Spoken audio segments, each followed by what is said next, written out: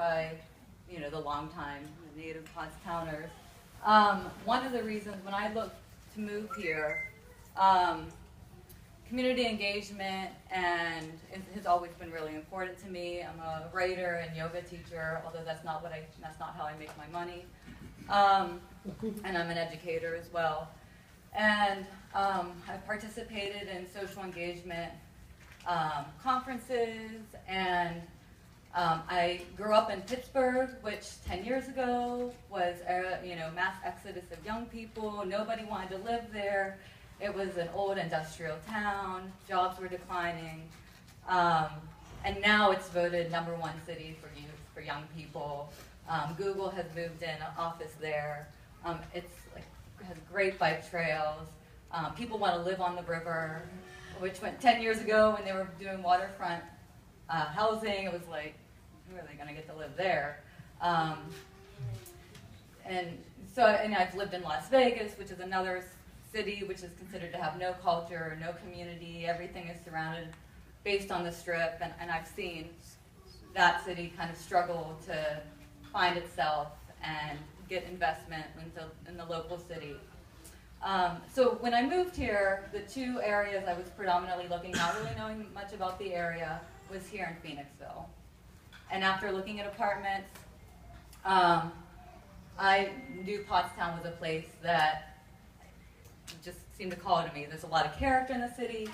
I love the skyline here. It's on the river. Walking around, the businesses that are here are really unique, and like this concentration. You have a nutrition store, you have a kung fu studio, you have the free bike ride, you have the bike trail, you have some you have a vegetarian, vegan restaurant, you have Lily's Cafe, you have all these wonderful places to go, but you don't see people outside, and I think that you really. If just to get people in a forum like this, talking, doing, envisioning what are the possibilities for Pottstown. I'm not one to go to council meetings as much as I like social community engagement and development. That's not. I don't protest. I don't. I'm not an activist in that way. I write. I talk to people. I try to make connections and build relationships. And I think that that's something that you do see in the communities and cities that do go through a renaissance and rediscover themselves. People are outside. And you come to Pottstown now, middle of the day, nighttime, it doesn't matter. You don't see people outside walking around. Maybe small groups of youth, some adults, but you don't really see people, and so people just don't feel like they want to come and be in the city or linger around. And I would, just to add to it while I have the microphone, in addition to, whether it's a First Friday or other events that gets people out, because you have a lot of little, like the Iron Horse, the goat races. I mean, a little bit of stuff I know that's happening in Pottstown. There are activities happening, but just getting people into the main drag.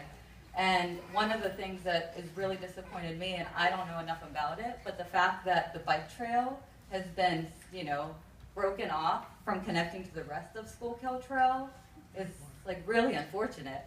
The fact that we don't have a public transportation system here that's easily connected to downtown Philly is disgusting. These are two things that if we want to get people into the city, and not just people who live in Pottstown, but making Pottstown a vibrant, exciting place where people from outside of Pottstown want to come, the transportation is going to be key for that, and not car transportation, because I don't think the city could handle a lot more vehicle traffic. But building up, getting the public transportation system connected and getting the bike trail connected, I think are really key factors.